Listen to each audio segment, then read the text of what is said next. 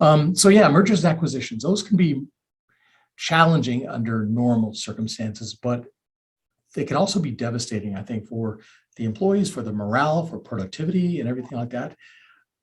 You've been through it a few times. Talk to me about your experience. How did you first get involved in mergers and acquisitions? It's a very circuitous path.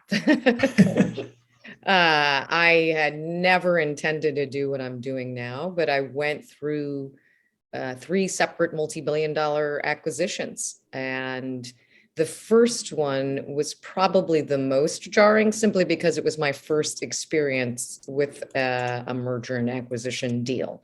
What happens to people post-transaction? I was the head of B2B marketing globally at a company called Navtech, which is a digital map maker, got acquired by Nokia in 2008. I won't bore you with the details other than to say, if you followed Nokia at all in the press, essentially they had to sell off their handset part of the business, which was 90% of the business, to Microsoft, and the acquisition of Navtech didn't achieve the valuation that it could have. The tough part for me about that, and I know we'll get into that, is I thought it was a great move on Nokia's part. It was a growth strategy, a smart growth strategy play. Yeah. For those who know Nokia, it was the handset cell phone manufacturer, was number one in 2008.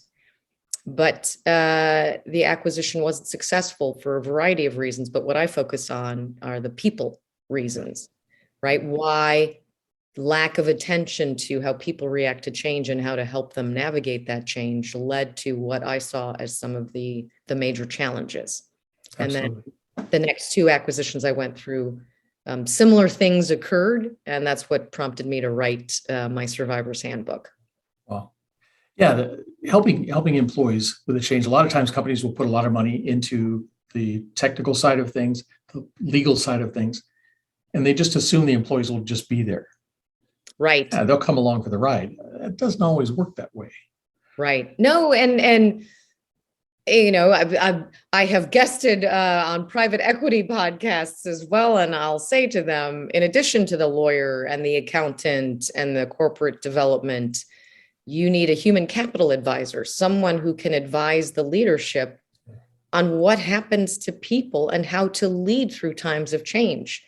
Oftentimes you'll have the same leadership team still there, but it's a different toolkit for leaders when suddenly you've got a workforce that's never dealt with this level of shift and strategy change. When the metrics for success change, you need those leaders to be prepared. And that's what I experienced time and time again. And that's why I work with executives and their leadership teams to prepare them and help them with their frontline leaders as well. Yeah, because you hear everybody quote incorrectly that people hate change.